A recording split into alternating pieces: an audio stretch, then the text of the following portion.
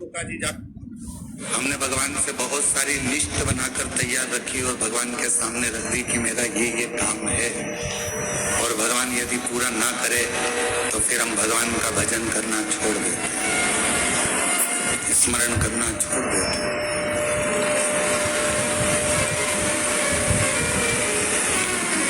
पर कभी विचार करो, अपनी एप्लीकेशन लगाकर रख दो, स्वीकार होगा तो ठीक है और स्वीकार नहीं होगा तो ठीक है। अपन ने तो अपनी एप्लीकेशन लगाई, अपन ने तो अपनी एप्लीकेशन सामने रख दी है, टेबल पर पहुंच गई है। अब उसको वो स्वीकार करेंगे नहीं करेंगे ये उनके ऊपर निर्भर करता है। तेरे मंदिर में आना मेरा काम है और मेरी बिगड़ी बनाना तेरा काम है। हम परमात्मा के मंदिर तक पहुंच गए, हम भगवान के दरवाजे तक पहुंच गए, हम भगवान की चौखट तक पहुंच गए। फिर वो दर्शन दिखाए ना दिखाए, स्वीकार करे ना करे, अपनाए ना अपनाए, ये उसकी मर्जी। कहाँ बैठकर कथा सुन रहे हो? कुबेरेश्वर बाबा की गोद में, अपने पिता की गोद के अंदर बैठकर आप कथा कर रहे हैं, भगवान शंकर की कथा को सुन रहे हैं।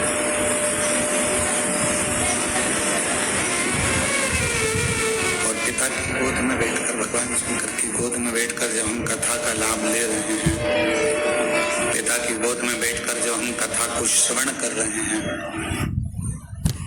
बच्चा सबसे ज्यादा सेफ, बच्चा सबसे ज्यादा अपने आप को सेफ, सुरक्षित कहाँ महसूस करता है? अपनी माँ की गोद में और अपने पिता की गोद में। शंभु शंभु शंभु शंभु शंभु शंभु। एक अपनी माता की गोद में और एक अपने पिता की गोद में बच्चा अपने आप को सेफ, सुरक्षित महसूस करता है।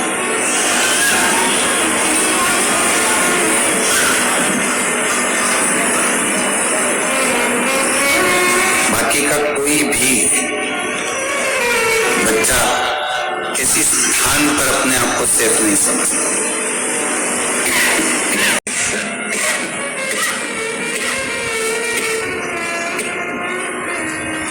बहुत पकड़ रहा है, माइक आवाज ठीक नहीं, आपको सुनने में कैसा लग रहा है? आप भी तो जानो कि सुनाई सही दे रहा है, अच्छा लग रहा है, कि आपको मालूम होना चाहिए।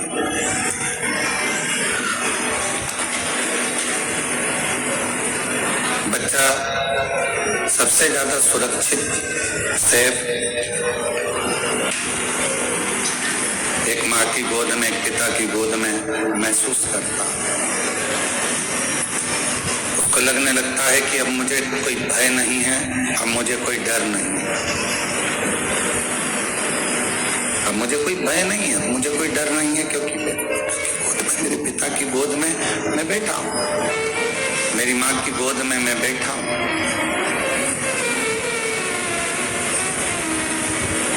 अब मुझे कोई टेंशन नहीं है, अब मुझे कोई चिंता नहीं है, अब मुझे कोई परेशानी नहीं है।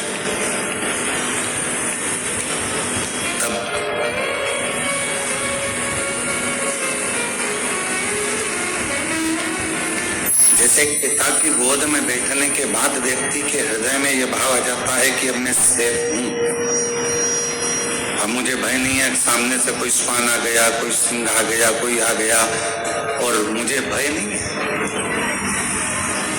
कुबेरेश्वर धाम पर आप जितने भी बैठकर कथा को श्रवण कर रहे हैं, पितृपक्ष में या ऑनलाइन टीवी के सामने बैठकर, मोबाइल पर, दुकान पर, कहीं पर भी बैठकर शिव महापुराण की कथा यदि आप श्रवण कर रहे हैं, तो आपको यह महसूस होना चाहिए कि अब हम भगवान शंकर की गोद में बैठ गए हैं। हमें अब संसार का कोई भय नहीं है, हमें कोई भय का, हमको डर परेशान नहीं कर सकते। अब हमको इसका भय नहीं, अब हमें उसका कष्ट नहीं। हमारे भीतर का भय, हमारे भीतर का जो दुख है, तकलीफ है, सब भय समाप्त।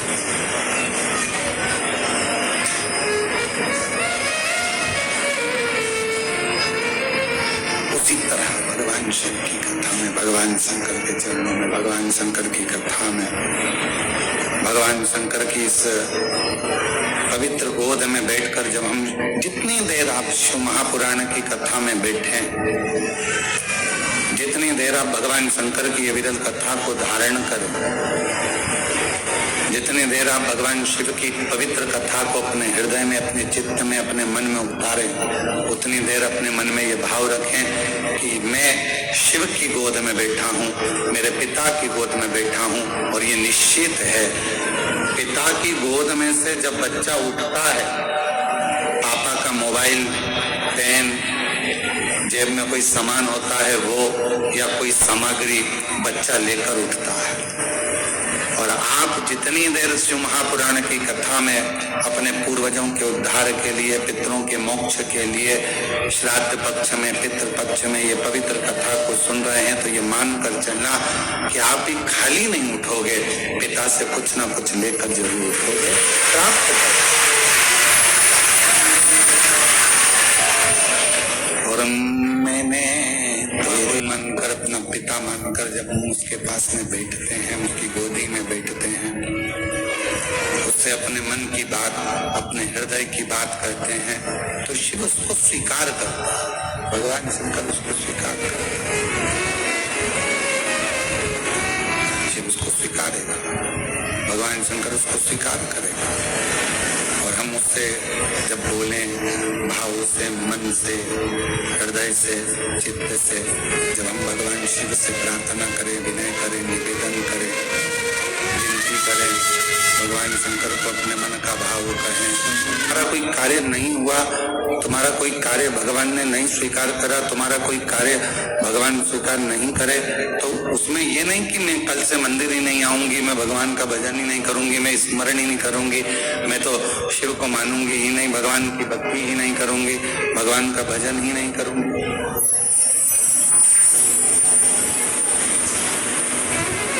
हमने कई लोगों को देखा है कि अगर भगवान नहीं सुनता, भगवान यदि स्वीकार नहीं करता है, रिटर्न बढ़ाओ रिटर्न, भगवान यदि स्वीकार नहीं करता है तो हम मंदिर जाना छोड़ देते हैं, भजन करना छोड़ देते हैं, एक लोटा जल चढ़ाना छोड़ देते हैं। फिर तो ये स्वार्थ वाली बात हो गई कि उसने करा तो हम गए, नहीं करा तो हमने छोड़ दिया, फिर तो ये स्वार्थ वाली बात है।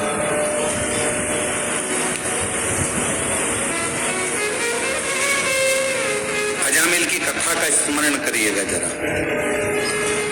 श्रीमद् भागवत का एक पवित्र चरित्र कहता है, अजामिल की कथा करती है, अजामिल का पवित्र चरित्र वर्णन करता है।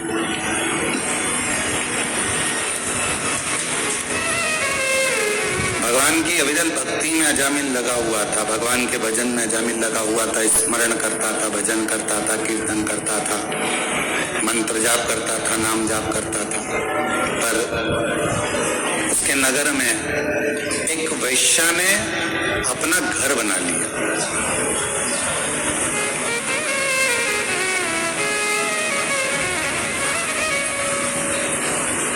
और वैश्या उस घर में रहने लगी।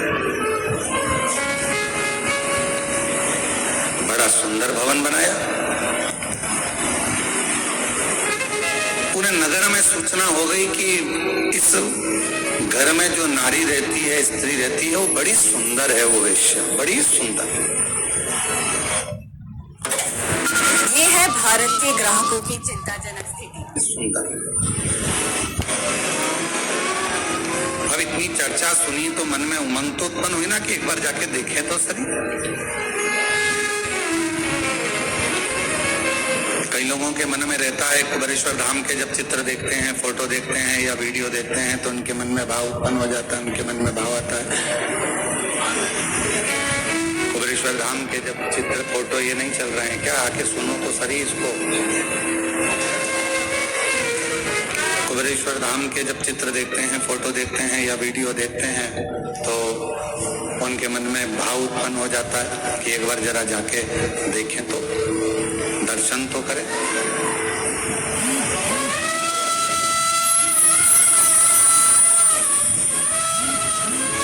और उनको ये नहीं मालूम रहता कि एक बार अगर कुबेरेश्वर धाम चले गए, मान लो बाबा ने बुला लिया आपको, अगर भाव से यहाँ पर भगवान बुलाकर यहाँ पर बिठा दिया या दर्शन करा दिए या यहाँ लेकर आ गया, तो उनको नहीं मालूम कि ये कुबेर भंडारी है। एक बार अगर हाथ पकड़ लेता है तो वो बुलाता ही रहता है, फिर छोड़ता नहीं, फिर वो छोड़ता नहीं है। उसका नाम ही कुबेरेश्वर बाबा है।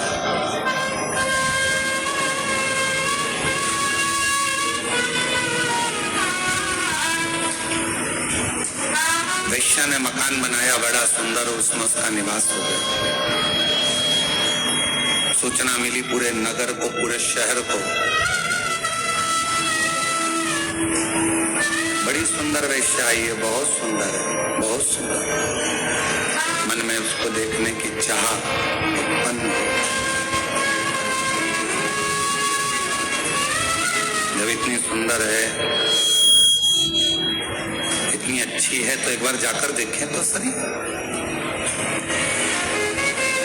वैश्या को मालूम था कि मेरे घर के दरवाजे के सामने से सब निकल रहे हैं और अजामिल जो भगवान की भक्ति करता है, भजन करता है, स्मरण करता है, ब्राह्मण है, बहुत अच्छा है। तो वैश्या ने विचार करा कहीं ये मेरे चक्कर में ना पड़ जाए, तो वैश्या अपने घर से बाहर ही नहीं निकलती थी।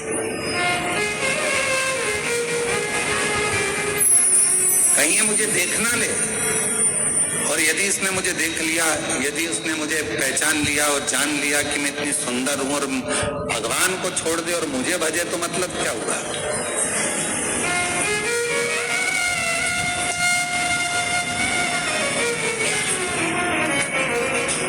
अब ईमानदारी से बोलो, आप थी वो वैश्या?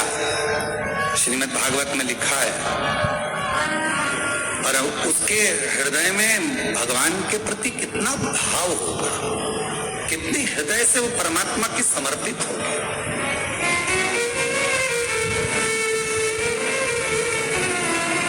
कितना उसके हृदय में भाव उत्पन्न हुआ होगा, जरा विचार करिएगा कि अगर मुझे देख लेगा अजामिल और हो सकता है कि मेरी ओर आसक्त हो जाए, तो परमात्मा की भक्ति छूट जाएगी, परमात्मा का भजन छूट जाएगा, परमात्मा का मंत्र जाप छूट जाएगा, परमात्मा का नाम जाप छूट जाएगा।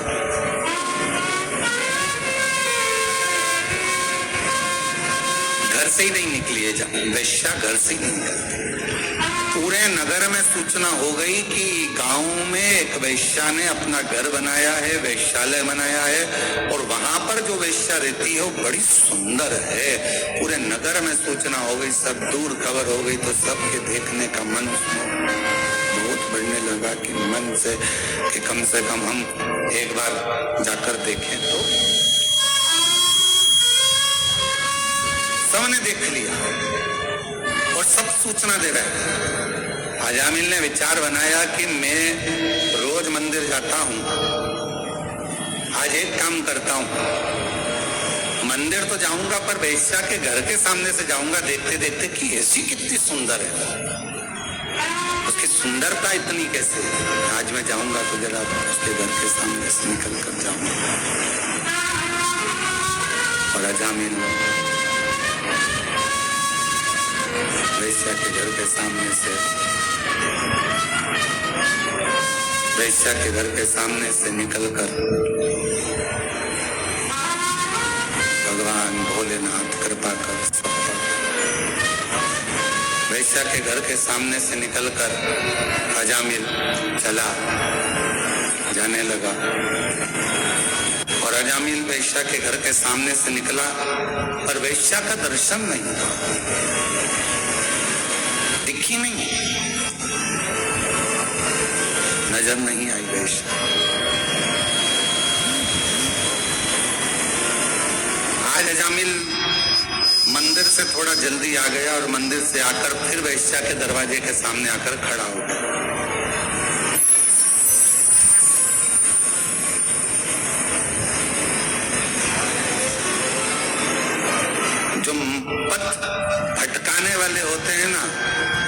परमात्मा का जो समय होता है उसको खींचते हैं।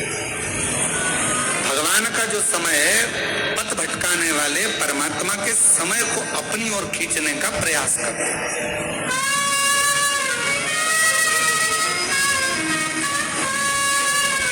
तुम्हारा 9 बजे का समय भगवान के भजन का है, तुम्हारा 9 बजे का समय परमात्मा के स्मरण का है, तुम्हारा सुबह 9 बजे का समय भगवान की विरल भक्ति का है। और मान लो वही 9 बजे का समय कोई व्यक्ति तुम्हारे पास आकर खड़ा हो जाए, नहीं साहब तुम्हें हमारे साथ चलना है, अपन देख के आते हैं, अपन ये कर लेते हैं। 9 बजे का समय तुम्हारा परमात्मा के भजन का है, 9 बजे का समय तुम्हारा परमात्मा की भक्ति का है। तुमने ये समझ के रखा है कि 9 बजे मैं भगवान के मंदिर में रहूंगी, 2 बजे या 1 बजे जब शिव महापुराण की कथा आस्था चैनल पर आएगी मैं उसको श्रवण करूंगी। ये तुम्हारे अंदर भाव उत्पन्न हो गया, तुम्हारे भीतर ये भाव जागृत हो गया और तुम उस कथा को सुनने के लिए तुमने 1 बजे का समय निकाला। और मान लो उस बीच में कोई आकर बैठ गया या कोई व्यक्ति आ गया या कोई तुम्हारे मंदिर के जाने के समय पर तुम्हारा टाइम लेने के लिए, नहीं तुझे मेरे साथ चलना है, तुझे ये करना है, समझ लेना कहीं पथ को भटकना है। वो तुम्हारा पथ भटकाने के लिए आया है।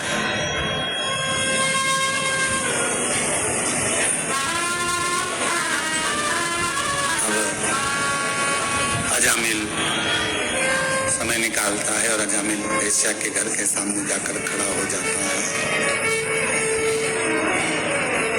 वेश्या के घर के सामने जब अजामिल जाकर खड़ा हुआ, आज मंदिर से थोड़ा जल्दी आ गया, वेश्या नहीं दिखी। श्रीमद् भागवत में लिखा है अजामिल का चरित्र कि अजामिल बारंबार वेश्या के घर के सामने से जाता है और बारंबार वो वेश्या दिखती नहीं है। अभी तक आधा घंटा खड़ा होता था, अब 1 घंटा खड़ा होने लगा, फिर 2 घंटा खड़ा होने लगा, 3 घंटे खड़े होने लगा, फिर धीरे धीरे अजामिल मंदिर का पथ छोड़कर, मंदिर में जाना छोड़कर वेश्या के दरवाजे पर ही खड़ा रहता। वेश्या के दरवाजे,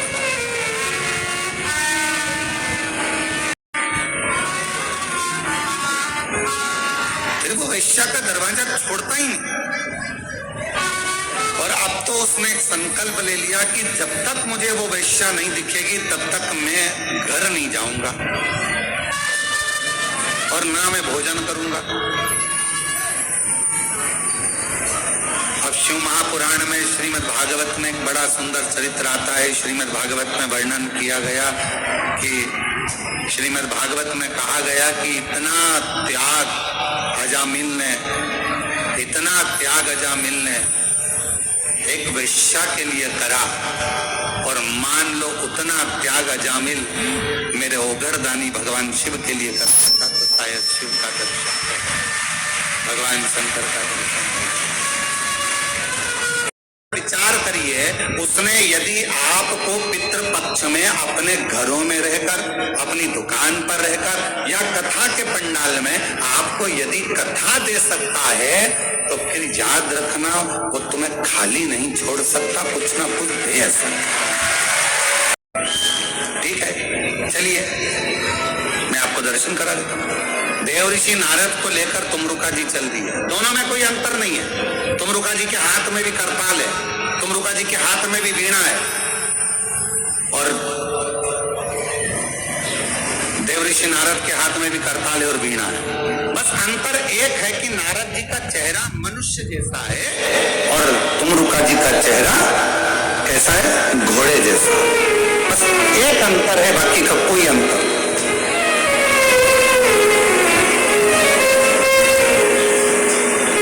चलो दोनों चल रही है। अब नारद जी क्या बोलते थे, बोलो जम के बोलो जरा। श्रीमन तुमरुका जी क्या बोलते थे, नमः शिवाय नमः शिवाय नमः शिवाय नमः शिवाय, ओम नमः शिवाय, ओम नमः शिवाय, ओम नमः शिवाय, ओम नमः शिवाय। तुमरुका जी भगवान शिव का मंत्र का उच्चारण कर रहे हैं, अष्टाक्षर मंत्र का, पंचाक्षर मंत्र का उच्चारण कर भ्रमण कराया।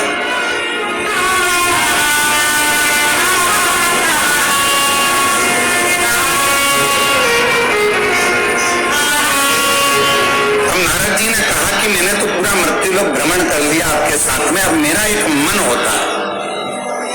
तुमरुका जी, जैसे मेरा मन करा मृत्युलोक में आकर दर्शन करने का, भ्रमण करने का, मृत्युलोक में रहने का, करने का मेरा मन कर रहा है, मैंने दर्शन किया, ऐसा क्या तुम्हारा मन नहीं करता है कि तुम भी देवलोक का दर्शन करो, देवलोक में पहुंचो, दर्शन करो? क्या तुम्हारा मन नहीं कर रहा? चलो तुम भी चलो। तुमरुका जी ने कहा चलो मैं भी चलता हूं।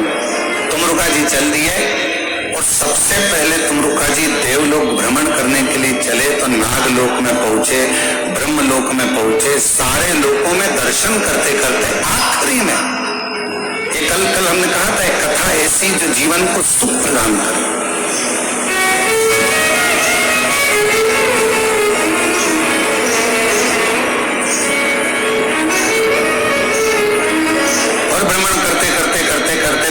नारद जी के साथ में सब दूर भ्रमण करते करते फिर आखिरी में पितृलोक में पहुंच गए। पर आज्ञा किससे ली थी? भगवान देवाधिदेव महादेव से, भगवान शिव जी से आज्ञा की, भगवान शंकर जी से आज्ञा लेकर, भगवान शंकर जी से विनय कर कर उनकी आज्ञा लेकर वो पितृलोक में पहुंच गए। देवऋषि नारद जी ने जैसे श्रीमन नारायण श्रीमन नारायण श्रीमन नारायण श्रीमन नारायण, देवऋषि नारद जी ने जैसे पुकारा, जितने पितृ थे बड़े संतुष्ट हुए, आनंद पाने लगे, नाचने लगे, बहुत उमंग मनाने लगे।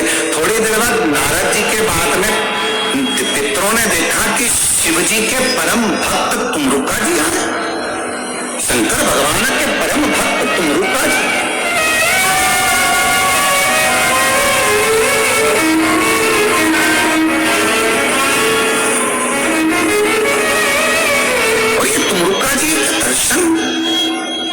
आप सब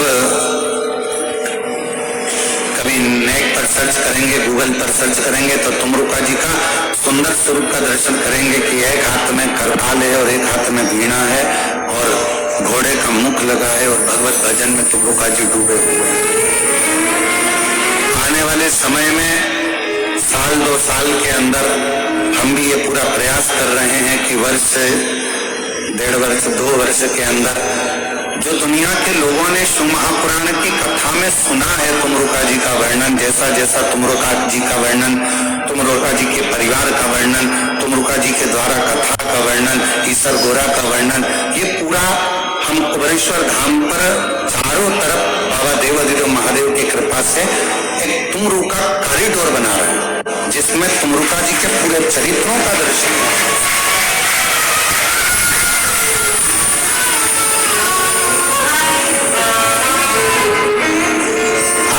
उसमें दर्शन करने पर आपको महसूस होगा कि हम किस जगह पर आए हैं और तुमरुका जी के एक जो उनका पूरा चरित्र है, उनका परिवार का चरित्र है, उनका पूरा वर्णन है, ईसर गोरा का वर्णन है, शिव जी से उनका लगाव कैसे हुआ, शंकर भगवान का कैसे उनका मिलना हुआ, तुमरुका जी ने भगवान शिव की विरल भक्ति कहाँ कहाँ जाकर प्राप्त करी, शिव जी का कैसे भजन प्राप्त किया, ये सारा तुमरुका जी का चरित्र, ये सारा की सारा अपन तुमरुका जी के उस कॉरिडोर में दर्शन करेंगे, प्राप्त करेंगे। शिव तत्व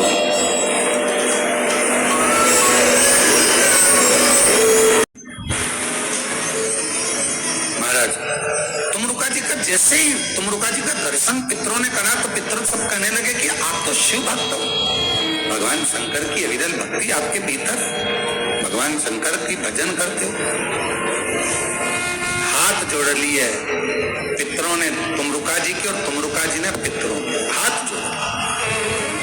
तुमरुका जी ने पितरों के हाथ जोड़े, पितरों ने तुमरुका जी के हाथ जोड़े, ये कैसे हो? तो कहा तुमरुका जी ने पितरों के हाथ इसलिए जोड़े, हे पितरों, हे पितरानियों, हे पूर्वजों, हम आपको इसलिए प्रणाम कर रहे हैं क्योंकि आप माँ पार्वती जी के नाना और नानी हो। माँ जगत जननी आज अगर हमको संभाल रही हैं, माँ जगत जननी हम पर यदि कृपा कर रही हैं, माँ जगदम्बा यदि हम पर कृपा कर रही हैं, तो वो तुमसे ही प्राप्त होगी, तुमसे ही। अब पितृ तुमरुका जी को क्यों प्रणाम कर रहा है? जब तुमरुका जी ने पितरों को प्रणाम करा तो पितरों ने तुमरुका जी को क्यों प्रणाम करा? शिव महापुराण की कथा कहती है आप किसी को आदर दीजिए, आप किसी को हाथ जोड़िए, उसका मन नहीं भी होगा ना हाथ जोड़ने का, तो भी उसको हाथ जोड़ना ही पड़ेगा। आप किसी को आदर करिए, आप किसी का सम्मान करिए, आप किसी को सत्कार करिए, आप किसी का आदर करिए। आप सम्मान देंगे, आदर करेंगे, सत्कार करेंगे। जब आप आदर करेंगे, सम्मान करेंगे, सत्कार करेंगे, तो उस आदर का आनंद अपने आप आपको दुगना आदर मिलेगा, दुगना सम्मान मिलेगा, दुगना सत्कार मिलेगा।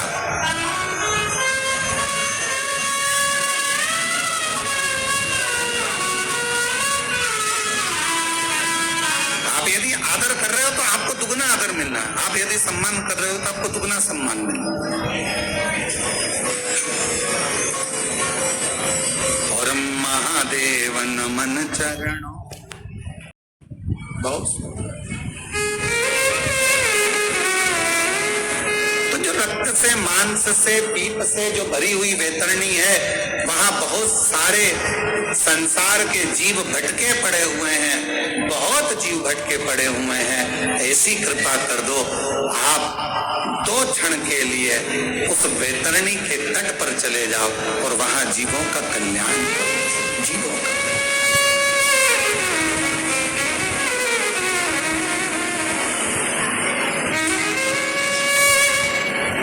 कहते हैं एक राजा जनक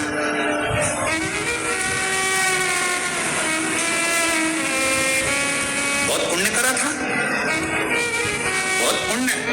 राजा जनक जी ने अपने जीवन में बहुत पुण्य करा, पर एक छोटा सा पाप कर्म भी हो गया।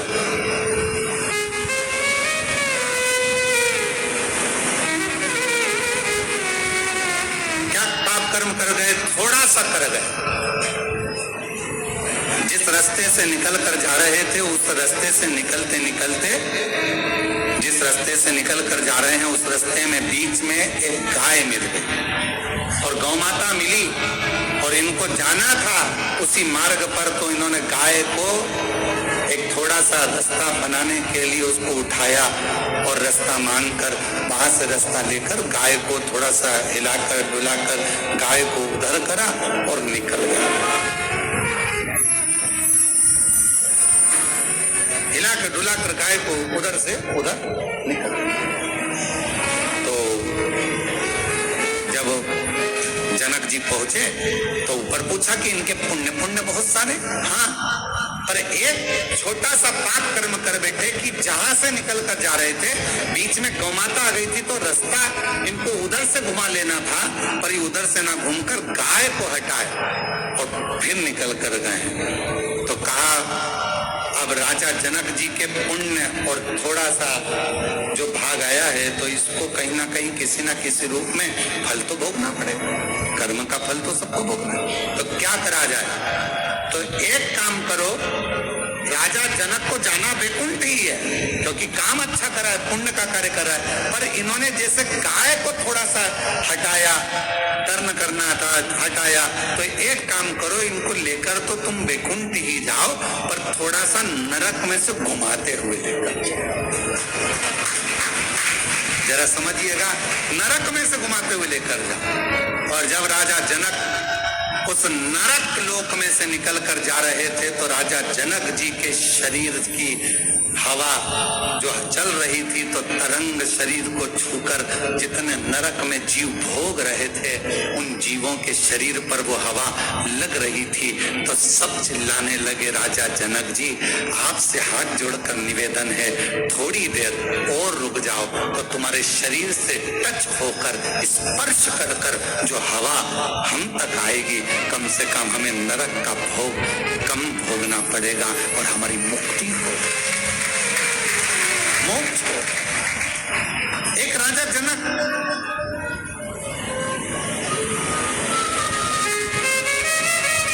और तुमरुका जी का चरित्र कह रहा है कि तुमरुका जी जाकर खड़े हो गए, और जैसे ही तुमरुका जी जाकर खड़े हुए, तुमरुका जी ने अपनी वीणा उठाकर, अपना करताल उठाकर, श्री शिवाय नमस्तुभ्यम हर हर। अब लोग समझ नहीं पाए, जो बेतरनी में फंसे थे उनको समझ में नहीं आया कि हर हर महादेव क्यों कर रहे हैं। हर हर का मतलब होता है कि हमारी जिंदगी के जितने दुख हैं तुम हर लो, हमारे जीवन के जितने कष्ट हैं हरो, हमारे दुख हरो, कष्ट हरो, दारिद्र हरो, तकलीफ हरो, हर हर महा। जो कहा हरो हर हर, जो कहा तुमरुका जी ने, तुमरुका जी के बोलते से ही, उनकी वाणी से जो शब्द निकले, वो निकलते से ही जितने बेतरनी में फंसे पड़े थे वो सारे की सारे तृप्त होकर देवलोक की ओर आगे बढ़ने लगे।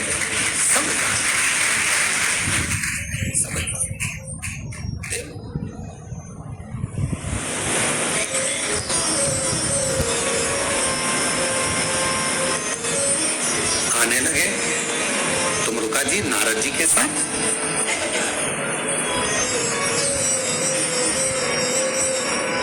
वापिस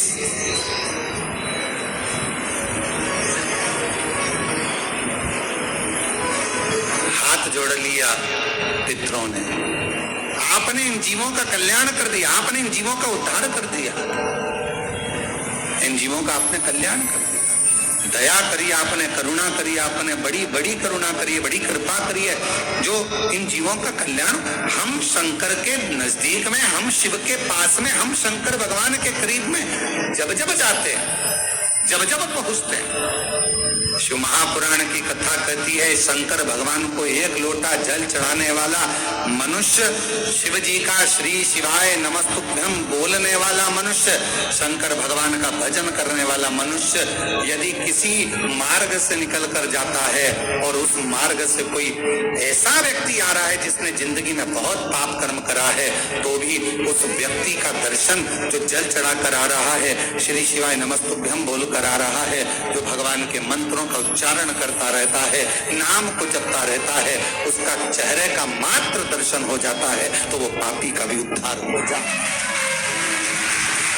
हम जो चाहते हैं, हम जो मांगते हैं, हम जो कहते हैं, एक पत्र है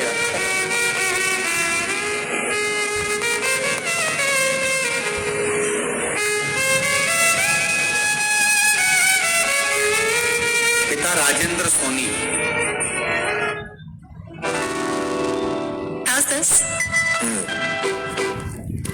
और नवीन कुमार सोनी, गांव नया गांव, तहसील जावत, जिला नीमच, मध्य प्रदेश के हैं। कहीं बैठे हों तो हाथ हिला सकते हैं, और अगर कहीं पीछे बैठे हों तो पीछे के रास्ते से आकर बेलपत्र ले सकते हैं। मैं नवीन कुमार सोनी, पिता राजेंद्र सोनी, गांव नया गांव, तहसील जावत, जिला नीमच, मध्य प्रदेश। गुरुदेव, मेरी शादी 2015 में हुई थी। 10 साल से संतान का सुख नहीं मिला है। गुरुदेव, बहुत डॉक्टरों को दिखाया, इलाज करवाए, पर कोई फर्क नहीं निकला। तब आपकी कथा 2022 से हमने सुनना प्रारंभ करा। पशुपति व्रत हमने कई बार कर लिया, कई बार पशुपति व्रत करने का विचार करा, व्रत हो नहीं पाए। फिर विचार करा, एक बार पशुपति व्रत करा, फिर दूसरी बार पशुपति व्रत करा, सफेद आंकड़े की जड़ का प्रयोग करा। गुरुदेव, बाबा ने 10 साल के बाद ऐसी कृपा कर दी कि 4/4/2024 को जुड़वा 2 पुत्र रत्न की प्राप्ति मेरे बाबा ने की।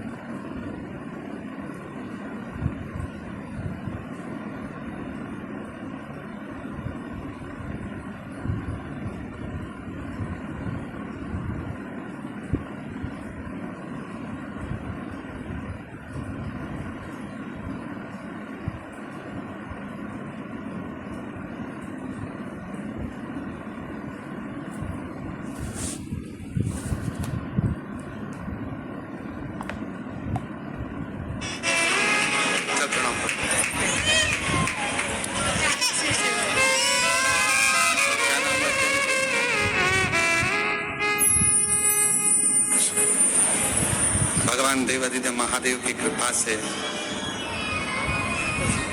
जुड़मा 2 बेटे,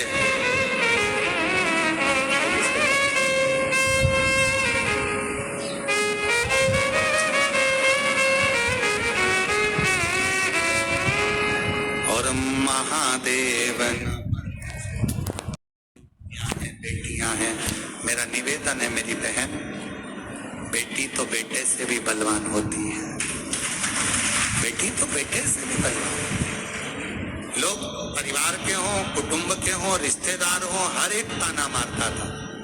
तब किसी बहन ने मेरी कहा कि तू एक काम कर, भले 3 बेटी है पर एक बार तो सफेद आंकड़े की जड़ को बांध। और गुरुदेव 2023 में शिवरात्रि के दिन मैंने सफेद आंकड़े की जड़ को बांधा और 2 बार पशुपतिनाथ का व्रत किया, 5 फुलेरे का दर्शन किया।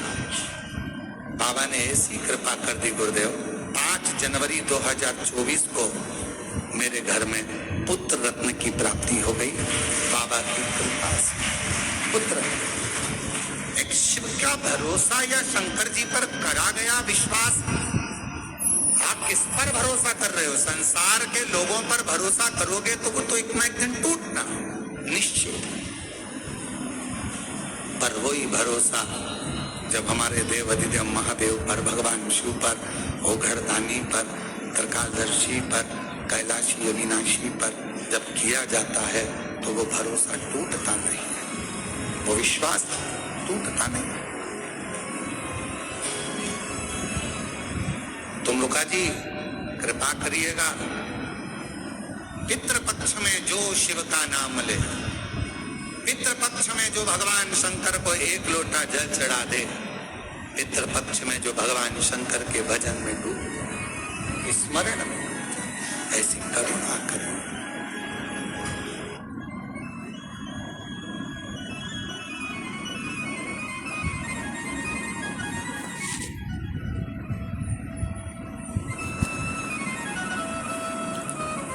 अब तो लाला हो गया ना, तो खुशी मना, रोते नहीं, अब तो हो गए ताने बंद लोगों के।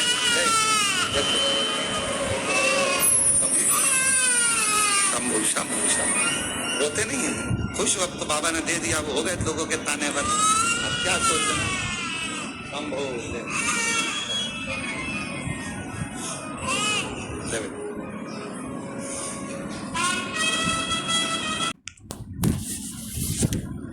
प्रेम का होना बहुत जरूरी है, स्नेह का होना बहुत जरूरी है, प्यार का होना बहुत जरूरी है।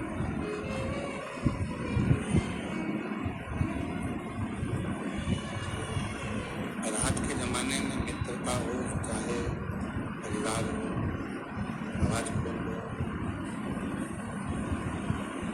मित्रता हो चाहे परिवार हो, प्रेम से ज्यादा स्वार्थ उन रिश्तों में आ गया।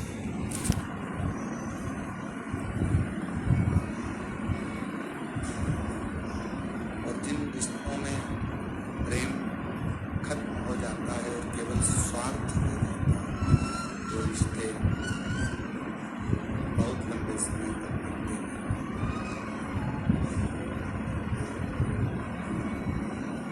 उन रिश्तों की कोई मूर्खता, उन रिश्तों का मतलब नहीं रहता।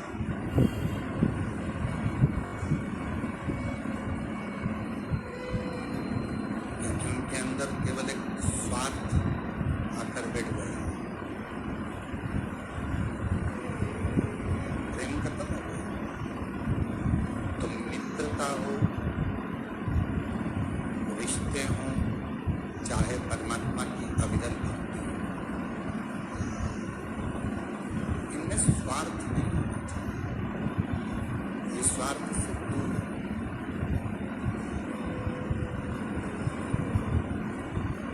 जब हम स्वार्थ को त्याग कर, स्वार्थ को दूर हटाकर फिर भगवान की भक्ति करते हैं या मित्रता करते हैं या परिवार से रिश्ता संबंध रखते हैं, तो फिर वो रिश्ते बहुत टिकते हैं, भक्ति बहुत टिकती है, भगवान का भजन बहुत टिकता है।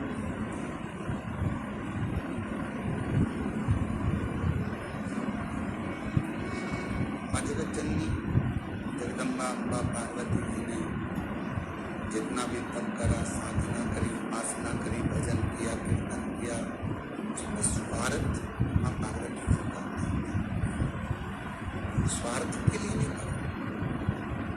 शिव को पाना, भगवान चालू कर दो बाबा, भगवान शिव को प्राप्त करना, भगवान शंकर को प्राप्त करना, शिव को अपना बना लेना और पंच के हो जाना, ये पार्वती जी का, उसमें स्वार्थ नहीं था,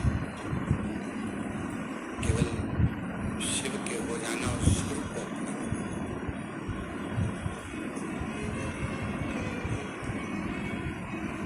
आज रिश्ते क्यों खत्म हो रहे हैं? क्योंकि उसमें प्रेम खत्म हो गया, स्वार्थ।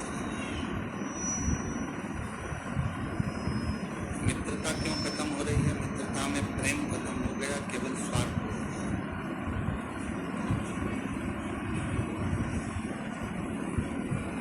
भक्ति कहाँ जाकर खत्म हो जाती है कि व्यक्ति का स्वार्थ पूर्ण नहीं होता।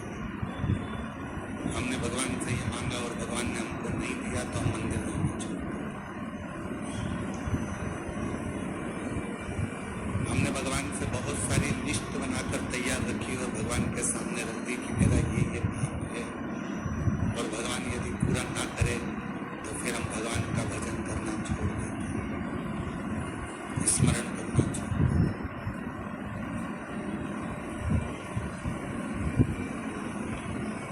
पर कभी विचार करो, अपनी एप्लीकेशन लगाकर रख दो, स्वीकार होगा तो ठीक है, और स्वीकार नहीं होगा तो ठीक है। अपन ने तो अपनी एप्लीकेशन लगाई, अपन ने तो अपनी एप्लीकेशन सामने रख दी, टेबल पर पहुंच गई, और उसको वो स्वीकार करेंगे नहीं करेंगे ये उनके ऊपर निर्भर करता है। तेरे मंदिर में आना मेरा काम है और मेरी बिगड़ी बनाना। हम परमात्मा के मंदिर तक पहुंच गए, हम भगवान के दरवाजे तक पहुंच गए, हम भगवान की चौखट तक पहुंच गए, फिर वो दर्शन दिखाए ना दिखाए, स्वीकार करे ना करे, अपनाए ना अपनाए, उसकी मर्जी। कहाँ बैठकर कथा सुन रहे हो? कुबेरेश्वर बाबा की गोद, अपने पिता की गोद के अंदर बैठकर हम कथा कर सकते, शंकर की कथा को सुन।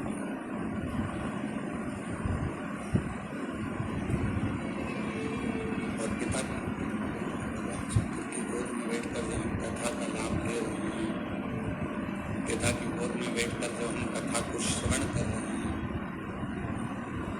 बच्चा सबसे ज्यादा सेफ, बच्चा सबसे ज्यादा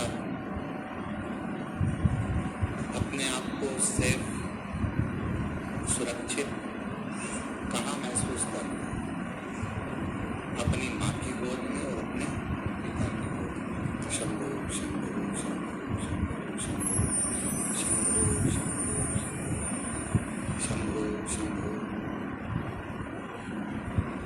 एक अपनी माता की गोद में और एक अपने पिता की गोद में बच्चा अपने आप को सेफ, सुरक्षित महसूस करता है।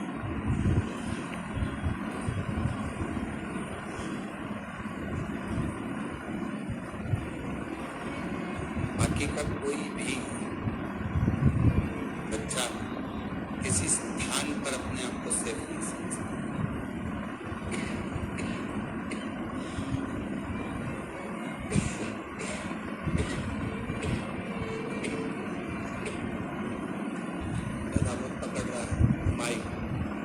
ठीक नहीं, आपको सुनने में कैसा लग रहा है? आप भी तो जानो कि सुनाई सही दे रहा है, अच्छा लग रहा है, ये आपको मालूम होना चाहिए।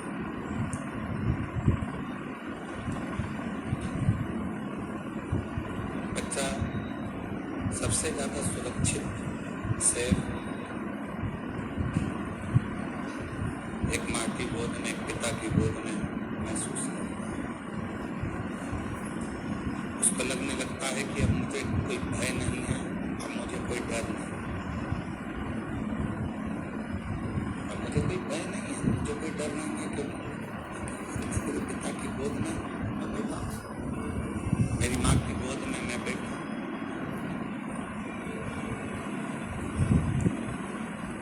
अब मुझे कोई टेंशन नहीं है, मुझे कोई चिंता नहीं है, मुझे कोई परेशानी नहीं है।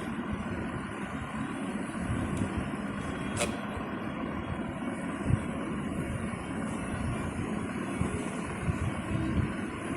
जैसे पिता की गोद में बैठने के बाद व्यक्ति के हृदय में ये भाव आ जाता है कि अब मैं सेफ हूँ, अब मुझे भय नहीं है, सामने से कोई श्वान आ गया, कोई सिंह आ गया, कोई आ गया और मुझे भय नहीं है। कुबेरेश्वर धाम पर आप जितने भी बैठकर कथा को श्रवण कर रहे हैं, पितृपक्ष में या ऑनलाइन टीवी के सामने बैठकर, मोबाइल पर, दुकान पर, कहीं पर भी बैठकर शिव महापुराण की कथा यदि आप श्रवण कर रहे हैं तो आपको यह महसूस होना चाहिए कि अब हम भगवान शंकर की गोद में बैठ गए हैं। हमें अब संसार का कोई भय नहीं है, हमें कोई भय का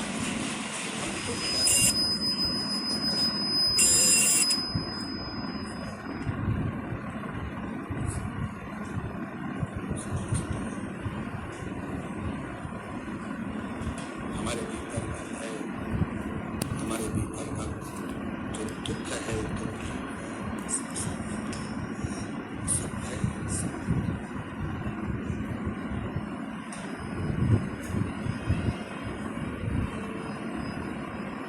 उसी पर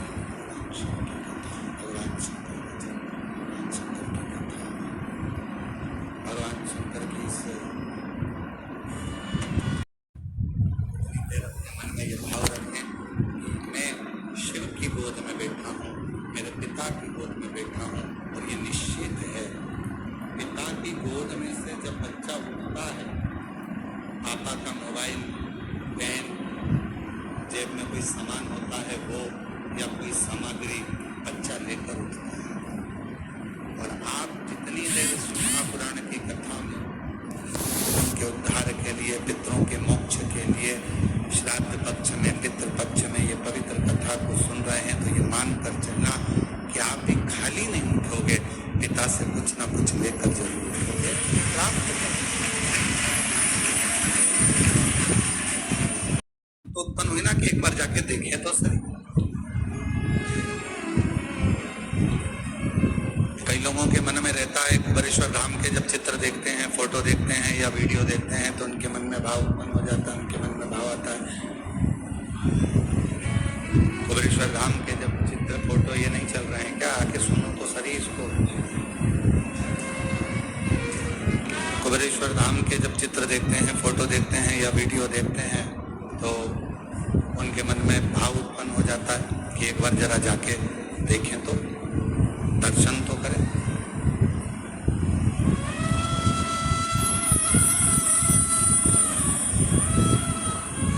और उनको ये नहीं मालूम रहता कि एक बार अगर कुबेरेश्वर धाम चले गए, मान लो बाबा ने बुला लिया आपको, अगर भाव से यहाँ पर भगवान बुलाकर यहाँ पर बिठा दिया या दर्शन करा दिए या यहाँ लेकर आ गया, तो उनको नहीं मालूम कि ये कुबेर भंडारी है। एक बार अगर हाथ पकड़ लेता है तो वो बुलाता ही रहता है, फिर छोड़ता नहीं,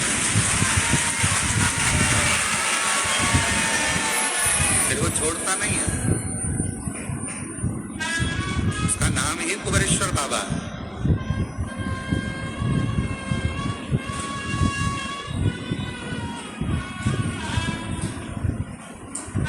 वैश्या ने मकान बनाया बड़ा सुंदर, उसमें उसका निवास हो गया।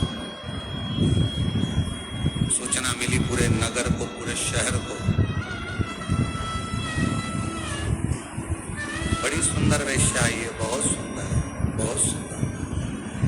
मन में उसको देखने की चाह उत्पन्न। जब इतनी सुंदर है, इतनी अच्छी है तो एक बार जाकर देखें तो सही। वैश्या को मालूम था कि मेरे घर के दरवाजे के सामने से सब निकल रहे हैं और अजामिल जो भगवान की भक्ति करता है, भजन करता है, स्मरण करता है, ब्राह्मण है, बहुत अच्छा है, तो वेश्या ने विचार करा कहीं ये मेरे चक्कर में ना पड़ जाए, तो वेश्या अपने घर से बाहर ही नहीं निकलती थी। कहीं ये मुझे देख ना ले, और यदि इसने मुझे देख लिया, यदि उसने मुझे पहचान लिया और जान लिया कि मैं इतनी सुंदर हूं और भगवान को छोड़ दे और मुझे भजे, तो मतलब क्या होगा?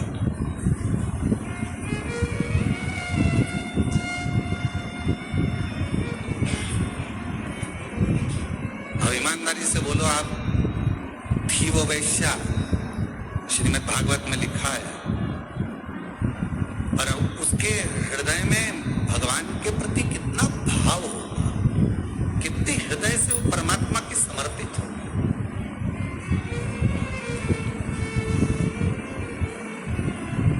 कितना उसके हृदय में भाव उत्पन्न हुआ होगा, जरा विचार करिएगा कि अगर मुझे देख लेगा अजामिल और हो सकता है कि मेरी ओर आसक्त हो जाए, तो परमात्मा की भक्ति छूट जाएगी, परमात्मा का भजन छूट जाएगा, परमात्मा का मंत्र जाप छूट जाएगा, परमात्मा का नाम जाप छूट जाएगा।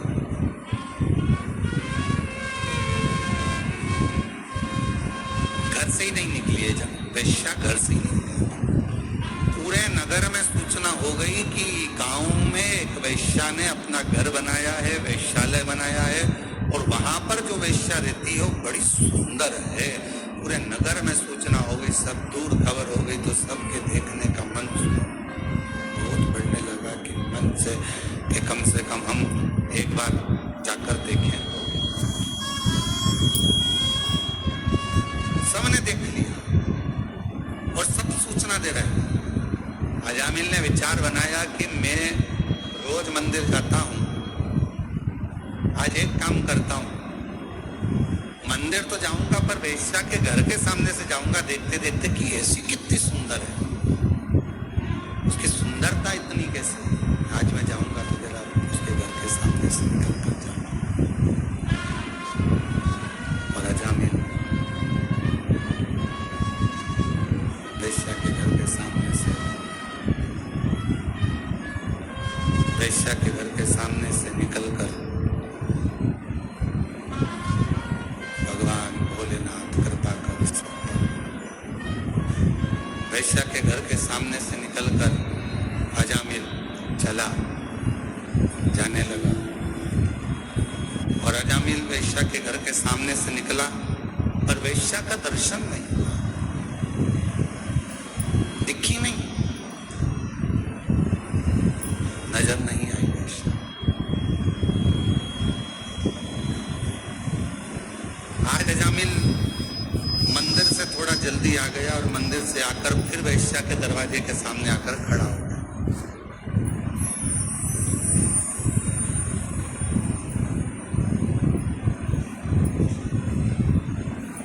जो पथ भटकाने वाले होते हैं ना, तो परमात्मा का जो समय होता है उसको खींचते हैं। भगवान का जो समय है, पथ भटकाने वाले परमात्मा के समय को अपनी ओर खींचने का प्रयास करते हैं।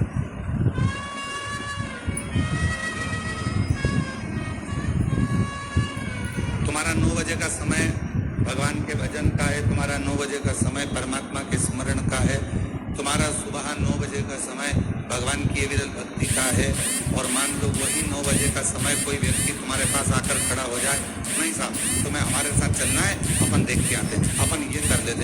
9 बजे का समय तुम्हारा परमात्मा के भजन का है, 9 बजे का समय तुम्हारा परमात्मा की भक्ति का है।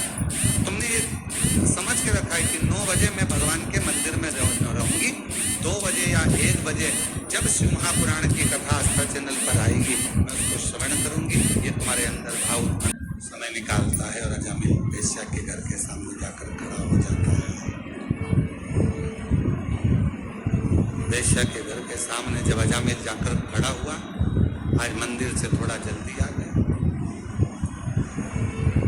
वेश्या नहीं दिखी। श्रीमद् भागवत में लिखा है अजामिल का चरित्र कि अजामिल बारंबार वेश्या के घर के सामने से जाता है, और बारंबार वो वेश्या दिखती नहीं है। अभी तक आधा घंटा खड़ा होता था, अब 1 घंटा खड़ा होने लगा, फिर 2 घंटा खड़ा होने लगा, 3 घंटे खड़े होने लगा, फिर धीरे धीरे धीरे धीरे अजामिल मंदिर का पथ छोड़कर, मंदिर में जाना छोड़कर वैश्या के दरवाजे पर ही खड़ा रहता। वैश्या के दरवाजे,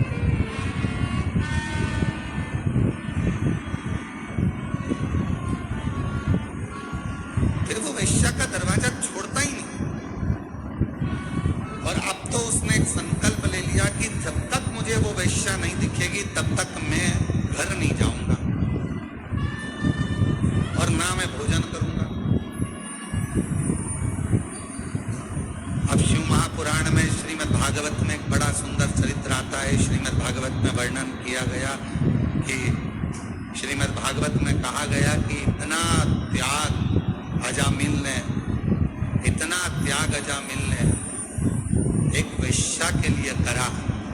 और मान लो उतना त्याग अजामिल मेरे ओघड़दानी भगवान शिव के लिए कर सकता था। शायद शिव का भगवान शंकर और हर वैश्या के घर के सामने जाकर खड़ा हो जाना। वैश्या के घर के सामने खड़ा न भोजन करना, बस उसको देखना, उसको निहारना, खड़ा इंतजार कर रहा।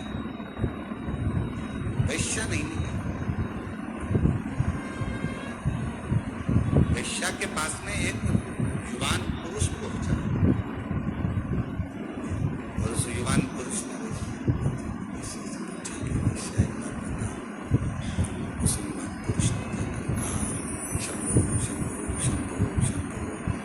उस युवान पुरुष ने वैश्या के पास जाकर कि वैश्या ये बता कि तेरे दरवाजे पर एक अजामिल बहुत दिन से खड़ा हुआ है। 3 दिन हो गए उसको, ना उसने खाना खाया, भोजन किया, ना पानी पिया और ना वो अपने घर गया। ना वो भोजन कर रहा है, ना वो पानी पी जा रहा है, ना पानी पी रहा है, ना भोजन कर रहा है, ना अपने घर जा रहा है। तो मुझे एक बात बता वैश्या कि तू एक बार उसको मिल क्यों नहीं लेती? जब इतना जिद कर रहा है, इतना जिद्दी हो गया है, इतना जिद कर यदि हो गया है, तो फिर तू एक बार जाकर उससे मिलती क्यों नहीं? उसके पास पहुंचती क्यों नहीं? क्या तू एक बार उसके पास, एक बार उसके सामने चल जा, और भले मिलने ना जाए तो कम से कम वो छज्जे में खड़े होकर दरवाजा ही खोल। एक बार जा तो सही, उसके पास पहुंच तो सही।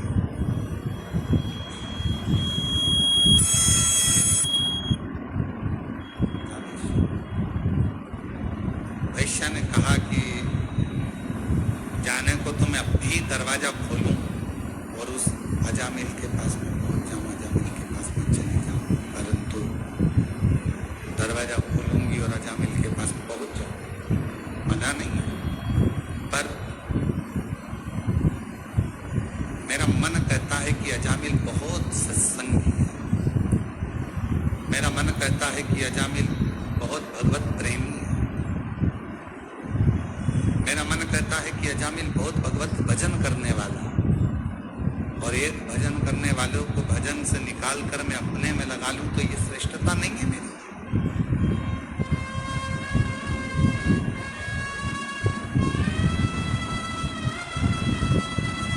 इसमें मेरी श्रेष्ठता नहीं बनती है। भजन चालू करवाऊं, शिव जी का भजन बंद करवा दूं, भगवान का भजन बंद करवाऊं, भगवान का सत्संग बंद करवाऊं और मैं अपने में रमाऊं, ये मेरी श्रेष्ठता नहीं है। ये मैं नहीं कर सकता।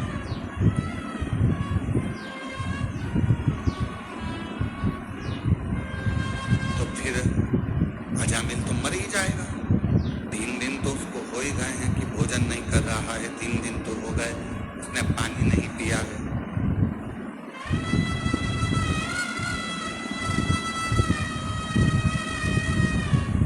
तो हो गए, उसने पानी नहीं पिया, भोजन नहीं किया, फिर तो वो मर जाएगा, प्राण छूट जाएगा। वैश्या कहती है मैं जानती हूं कि वो इतनी जल्दी मरने वाला नहीं है।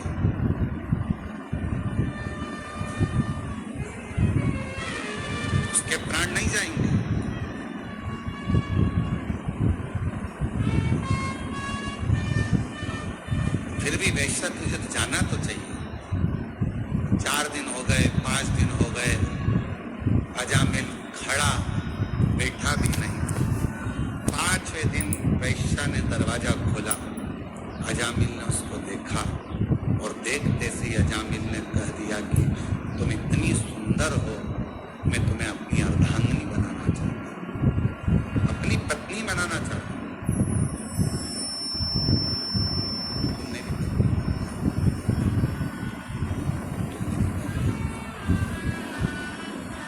अजामिल ने जैसे कहा, वैश्या ने विचार करा कि जो इतना प्रेम कर रहा है, इतना स्नेह कर रहा है, इतना आनंद से मुझे मेरा हाथ मांग रहा है, अजामिल पर तुम जानते हो कि मैं वैश्या हूं, और अगर तुम मुझसे विवाह कर लोगे तो पूरे गांव के लोग क्या कहेंगे, तुम ब्राह्मण हो। दुनिया के लोग क्या कहेंगे तुम्हें मालूम है? हाँ, मुझे मालूम है।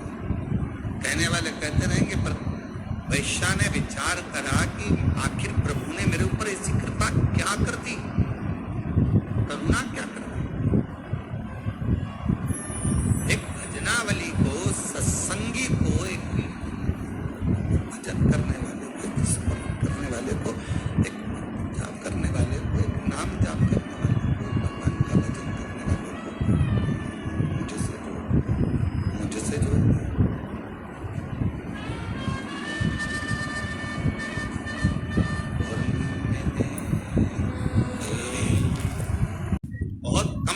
के बराबर नारद जी पृथ्वी पर आए और आज देव ऋषि नारद के पास, देव ऋषि नारद स्वयं तुमरुका जी के पास में आए।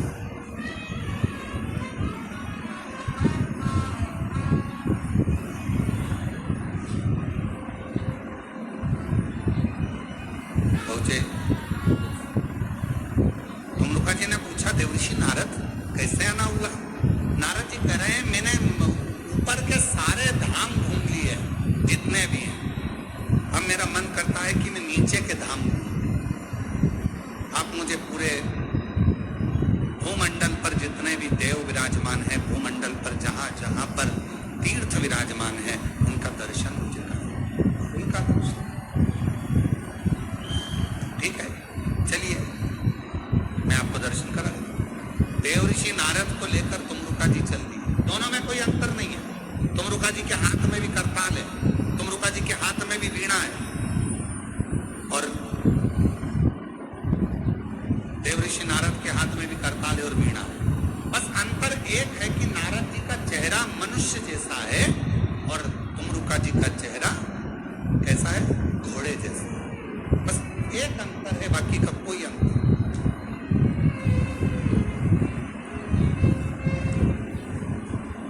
चलो, दोनों चल दिए। अब नारद जी क्या बोलते थे? बोलो बोलो, जम के बोलो जरा। श्रीमन तुमरुका जी क्या बोलते थे? नमः शिवाय, नमः शिवाय, नमः शिवाय, नमः शिवाय, ओम नमः शिवाय, ओम नमः शिवाय, ओम नमः शिवाय, ओम नमः शिवाय। तुमरुका जी भगवान शिव का मंत्र का उच्चारण कर रहे हैं, षडाक्षर मंत्र का, पंचाक्षर मंत्र का उच्चारण, भ्रमण करा है।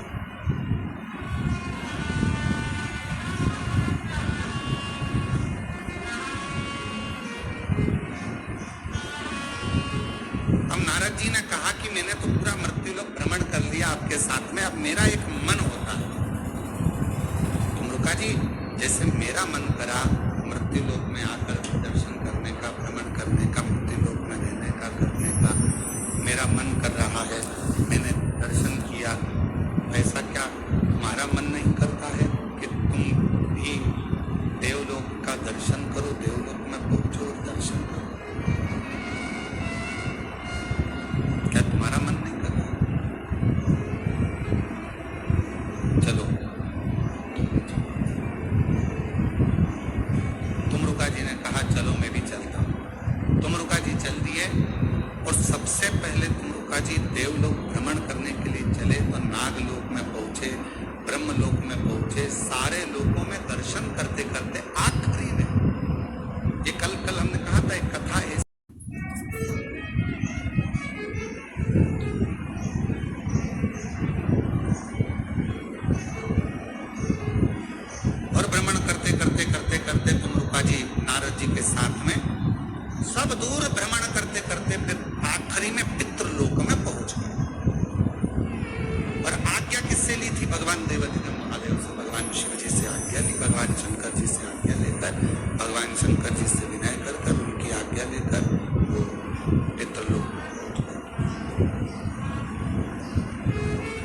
देवर्षि नारद जी ने जैसे श्रीमन नारायण श्रीमन नारायण श्रीमन नारायण श्रीमन नारायण, देवर्षि नारद जी ने जैसे पुकारा, जितने पितृ थे बड़े संतुष्ट हुए, आनंद पाने लगे, नाचने लगे, बहुत उमंग मनाने लगे। थोड़ी देर बाद नारद जी के बाद में पितरों ने देखा कि शिव जी के परम भक्त तुमरुका जी आए, शंकर भगवान के परम भक्त तुमरुका जी।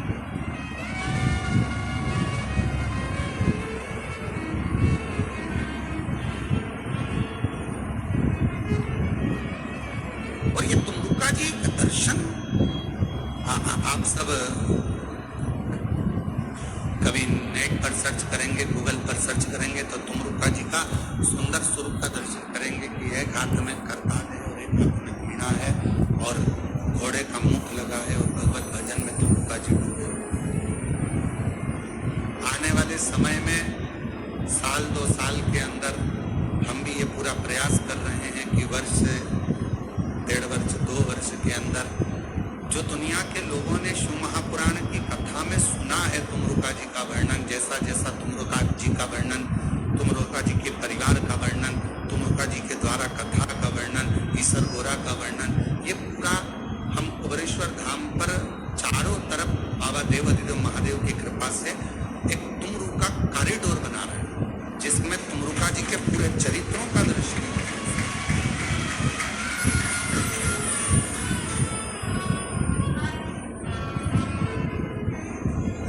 लोगों को उसमें दर्शन करने पर आपको महसूस होगा कि हम किस जगह पर आए हैं और तुमरुका जी के एक एक जो उनका पूरा चरित्र है, उनका परिवार का चरित्र है, उनका पूरा वर्णन है, ईसर गोरा का वर्णन है, शिव जी से उनका लगाव कैसे हुआ, शंकर भगवान का कैसे उनका मिलना हुआ, तुमरुका जी ने भगवान शिव की अविरल भक्ति कहाँ कहाँ जाकर प्राप्त करी, शिव जी का कैसे भजन प्राप्त किया, ये सारा तुमरुका जी का चरित्र, ये सारा के सारा अपन तुमरुका जी के उस कॉरिडोर में दर्शन करेंगे।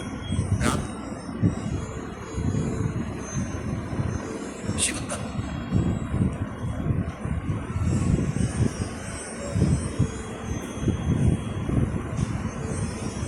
महाराज तुमरुका जी का जैसे ही तुमरुका जी का दर्शन पितरों ने करा तो पितर सब कहने लगे कि आप तो शिव भक्त हो, भगवान शंकर की अविरल भक्ति आपके भीतर, भगवान शंकर की भजन करते, हाथ जोड़ लिए पितरों ने तुमरुका जी की और तुमरुका जी ने पितरों हाथ जोड़।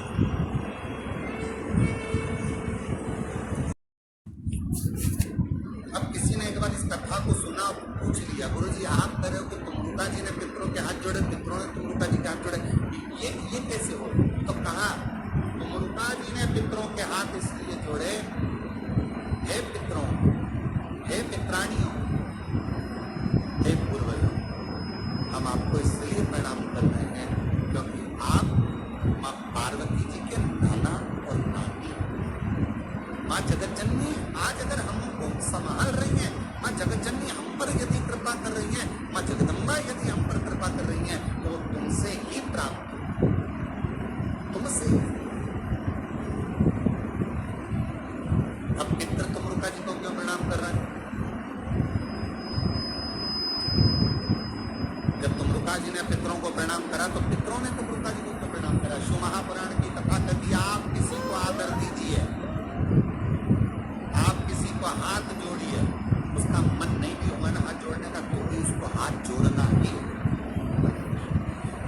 आप किसी को आदर, आप किसी का सम्मान करिए, किसी को सम्मान, किसी को आदर करिए, सम्मान देंगे, आदर करेंगे, सत्कार करेंगे। जब आप आदर करेंगे, सम्मान करेंगे, सत्कार करेंगे तो उस आदर का आनंद आपको दुगना आदर मिलेगा, दुगना सम्मान मिलेगा, दुगना सत्कार मिलेगा।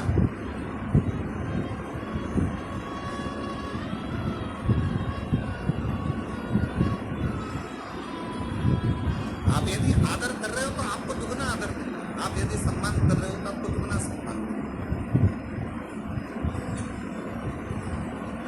थोड़ा सा जो भाग आया है तो इसको कहीं ना कहीं किसी ना किसी रूप में फल तो भोगना पड़ेगा, कर्म का फल तो सबको भोगना। तो क्या करा जाए?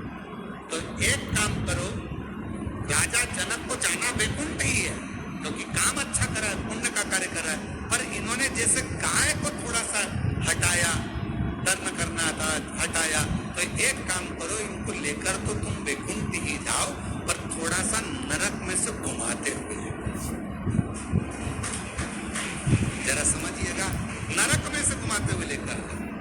और जब राजा जनक उस नरक लोक में से निकल कर जा रहे थे, तो राजा जनक जी के शरीर की हवा जो चल रही थी, तो तरंग शरीर को छूकर जितने नरक में जीव भोग रहे थे, उन जीवों के शरीर पर वो हवा लग रही थी।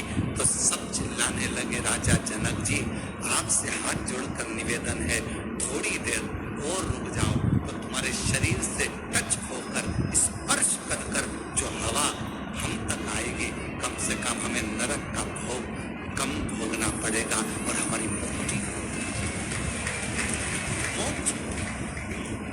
एक राजा जनक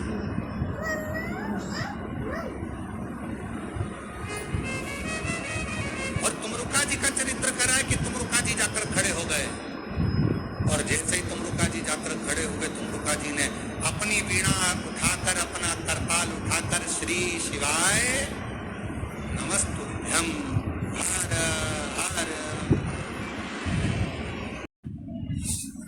अब लोग समझ नहीं पाए, जो बेतरनी में फंसे थे, उनको समझ में नहीं आया कि हर हर महादेव क्यों कर रहे हैं। हर हर का मतलब होता है कि हमारी जिंदगी के जितने दुख हैं तुम हर, हमारे जीवन के जितने कष्ट हैं हरो, हमारे दुख हरो, कष्ट हरो, दारिद्र हरो, तकलीफ हरो, हर हर महा। जो कहा हरो, हर हर, जो कहा तुमरुका जी ने, तुमरुका जी के बोलते से ही, उनकी वाणी से जो शब्द निकले, वो निकलते से ही जितने बेतरनी में फंसे पड़े थे, वो सारे के सारे तृप्त होकर देवलोक की ओर आगे बढ़ने लगे। सब देव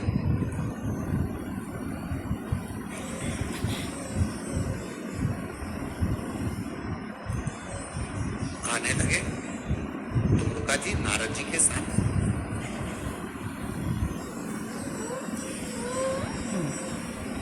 वापिस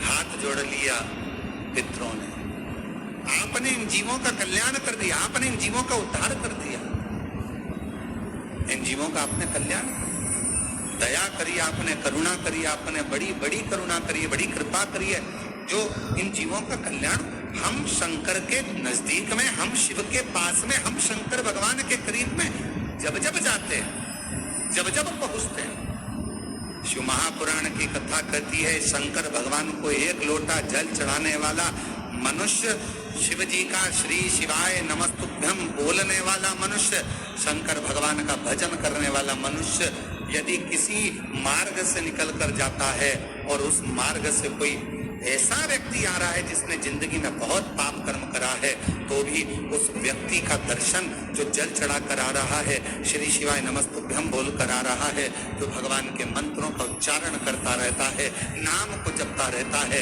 उसका चेहरे का मात्र दर्शन हो जाता है, तो वो पापी का भी उद्धार हो जाता है।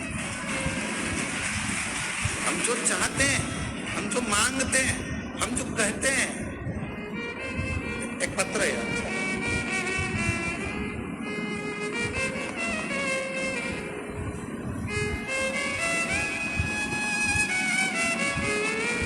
पिता राजेंद्र सोनी, नवीन कुमार सोनी, गांव नया गांव, तहसील जावद, जिला नीमच, मध्य प्रदेश के हैं। कहीं बैठे हों तो हाथ हिला सकते हैं, और अगर कहीं पीछे बैठे हों तो पीछे के रास्ते से आकर बेलपत्र ले सकते हैं। मैं नवीन कुमार सोनी, पिता राजेंद्र सोनी, गांव नया गांव, तहसील जावद, जिला नीमच, मध्य प्रदेश। गुरुदेव, मेरी शादी 2015 में हुई थी। 10 साल से संतान का सुख नहीं मिला है गुरुदेव। बहुत डॉक्टरों को दिखाया, इलाज करवाए, पर कोई फर्क नहीं निकला। तब आपकी कथा 2022 से हमने सुनना प्रारंभ करा। पशुपति व्रत हमने कई बार कर लिया। कई बार पशुपति व्रत करने का विचार करा, व्रत हो नहीं पाए। फिर विचार करा, एक बार पशुपति व्रत करा, फिर दूसरी बार पशुपति व्रत करा, सफेद आंकड़े की जड़ का प्रयोग करा। गुरुदेव बाबा ने 10 साल के बाद ऐसी कृपा कर दी कि 4/4/2024 को जुड़वा 2 पुत्र रत्न की प्राप्ति मेरे बाबा ने की।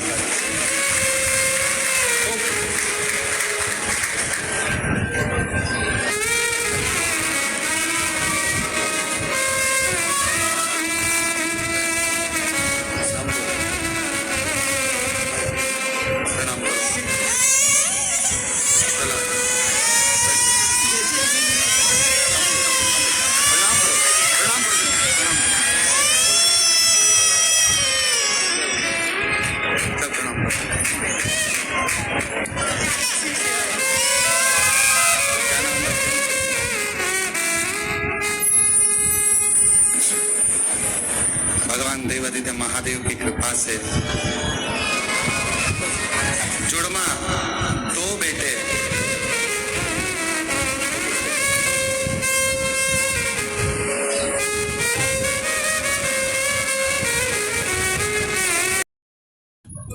परभणी महाराष्ट्र की रहने वाली हूँ।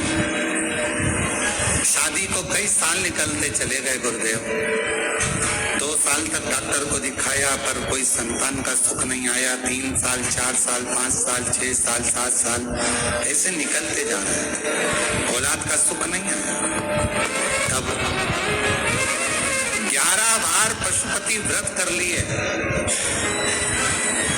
और पशुपति व्रत करती रही। कई लोगों ने कहा कि 1 बार कर लो, 2 बार कर लो, कहाँ 11 बार कर रही हो? पर मैंने छोड़ा नहीं बाबा का दरवाजा। पूर्ण भरोसे के साथ, विश्वास के साथ कुबेरेश्वर धाम आती, पूजन करती, बाबा का निवेदन करती। और मैंने सुना है यहाँ से कोई खाली नहीं जाता। परिवार वालों से कहा मुझे 1 बार कुबेरेश्वर धाम ले चलो। मैं जानती हूँ मेरा बाबा वहीं झोली भरेगा। यहाँ आकर प्रार्थना कर गई और 19 फरवरी 2025 को मेरे घर में संतान की प्राप्ति कई वर्षों के बाद हुई। मैं बाबा को यहाँ प्रणाम करने के लिए आई हूँ। मेरा नाम परिता महेश चिंचड़े, परभणी महाराष्ट्र की रहने वाली हूँ। कहीं बैठी हूँ, बच्चा आया हो साथ में, तो आपपुर से बाबा का मैं क्या गुणगान करूं गुरुदेव। मेरा भतीजा 3 साल से तैयारी कर रहा था सरकारी नौकरी की, पर हो नहीं रहा था। बाबा से 3 वर्ष में इतना हार गया कि उसने विचार कर लिया कि अब मैं अगला एग्जाम नहीं दूंगा। तब हमने अपने भतीजे से कहा कि एक बार सीहोर वाला महाराज कथा कहता है तो टीवी पर सुन। उसने कथा सुनना प्रारंभ करा। आप कथा में कहते हो कि पूरी मेहनत करो, 4 गुना पढ़ाई करो, 4 गुना मेहनत करो और आखिरी में बेलपत्र पर शहद लगाकर जाओ। मेरे भतीजे ने वही किया। आज बाबा की कृपा से मेरा भतीजा लखनऊ एयरपोर्ट में सैनिक के पद पर नियुक्त हुआ है। मैं बाबा को यहाँ पर प्रणाम करने के लिए आया हूँ। कहीं बैठे हो